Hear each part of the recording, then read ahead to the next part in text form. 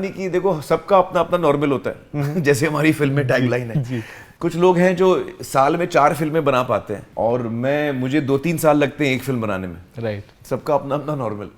Okay. ऐसा बहुत बार मैंने आपके बट मैं कोशिश करूंगा जरूर कि मैं आई ट्राई कि मेरी फिल्में और जल्दी आए। Let's see, I try.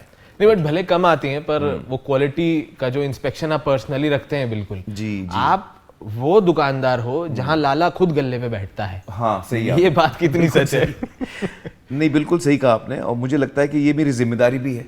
जब आमिर खान प्रोडक्शन से कोई फिल्म बाहर निकल कर आ रही है तो उसकी मैं बहुत, मेरे ऑफिस में एक मजाक है, वो ये है कि मैं अपना नाम अपनी फिल्मों पर भी बड़ी मुश्किल से देता हूँ।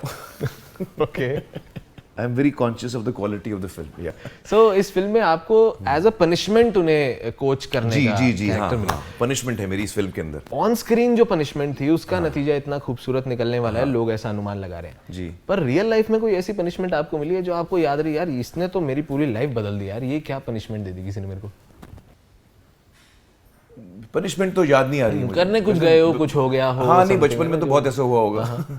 लेकिन मैं इस फिल्म की बात करता हूँ जी, कि फिल्म के अंदर तो ये पनिशमेंट था किरदार के लिए कि वो इनको बास्केटबॉल सिखा रहा है, लेकिन असली जिंदगी में हमारे लिए ये एक मैजिकल बून था, एक गिफ्ट था ये इनके साथ काम करना। क्योंकि अक्सर हम देखते हैं कि क्रिएटिव लोगों के बीच में अनबन होती है, डिफरेंसेस होते हैं, कभी कभी टेम्पर्स भी फ्लेयर अप हो जाते हैं, लेकिन इस फिल्म में वो एक दफ़ा भी नहीं हुआ। चाहे वो डायरेक्टर हो, प्रोडक्शन डिज़ाइनर हो, कॉस्ट्यूम डिज़ाइनर हो, साउंड का बंदा हो, अक्सर they are sometimes clashes you know, but इसमें कभी नहीं हुआ। और उसकी वजह ये है कि जब ये 10 लोग सेट पे आते हैं तो सेट का माहौल ही बदल जाता है। वो जो एनर्जी लेके आते हैं वो इतनी इन्फेक्शियस होती है, वो आपके अंदर घुल जाती है और आप भी मुस्कुराने लगते हो। क्या बात है। तो एक ये बात है कि परफेक्शनिस्ट और जो मेथड एक्टर्स जैसे एडजेक्टिव्स आपके नाम के साथ जुड़े हुए हैं जी, आई एम श्योर आपका एक अपना बहुत डिटेल्ड प्रोसेस है काम करने का। उस एक प्रोसेस में क्या ऐड कर पाए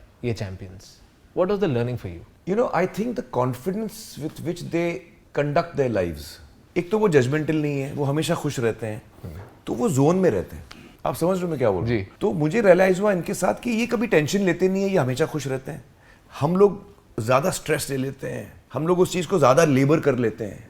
सो what I learn from them in this film is to be loose, let go of yourself, be yourself, be authentic. So इस सब के बीच में हमारे चैंपियंस की अप्रोच कैसी रही? सो वर दे वेरी एक्साइटेड या उन्हें एंगेज करने के लिए जैसे नॉर्मली फिल्म सेट्स पे कुछ वर्कशॉप्स होती हैं and before the film goes on floor तो एक थिएटर वर्कशॉप्स है जिन्हें ऐसा कहा जाता है। We had a normal process. Okay, we had a normal process. ये सारे 10 सितारे जो हैं कास्टिंग के प्रोसेस से गुजरे हैं, उसके बाद वर्कशॉप्स हुए हैं। जो न्यूरोटिपिकल एक्टर्स भी यही प्रोसेस से गुजरते हैं, वो भी स्क्रीन टेस्ट और कास्टिंग के प्रोसेस से आते हैं, वो भी हम उनके साथ भी रिहर्सल्स और वर्कशॉप्स करते हैं। तो इसमें workshops was for of course learning lines, acting and of course basketball. तो ये चीज़ें उन्होंने भी की और बखूबी की। And you know there was absolutely no difference, practically speaking कोई फ़र्क ही नहीं था हम मेरे एक्सपीरियंस में इनके साथ काम करके। सो एक यूनानिमस एक यूजर हैं, उन्होंने ऐसा कहा है कि जो जीता वही सिकंदर में आपने साइकिल चला ली है, लगान में क्रिकेट खेल लिया है, तारे जमीन पे क्रिकेट खिलवा भी दिया है एंड नाउ आप बास्केटबॉल पे हैं। हाँ। तो वो कह रही हैं क्या आप उनको लेकर रग्बी वाली कोई फिल्म बनाना चाहोगे? So वो रग्बी खेलते हैं? हाँ, वो रग्बी खेलते हैं। अच्छा, हाँ एक्चुअली इत्तेफाक की बात है कि मैंने इसमें वो भी है, दंगल में रेसलिंग भी की है। हाँ, और गुलाम में बॉक्सिंग भी थी जी। सो आई कोइंसिडेंटली मैंने काफ़ी स्पोर्ट्स मेरी फिल्मों में आए हैं, you know, organically.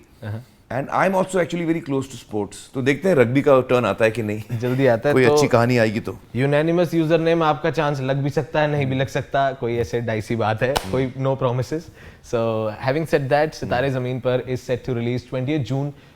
Do visit your nearest theatres, क्योंकि OTT पे ये फिल्म नहीं आएगी। सही बोल रहा हूँ सर? बिल्कुल सही कहा, बिल्कुल सही बोल रहा हूँ। Anything last word would you like to say to? Well, ये फिल्म हमने बहुत प्यार से बनाई है और ये फिल्म मेरे दिल के बहुत ही करीब है।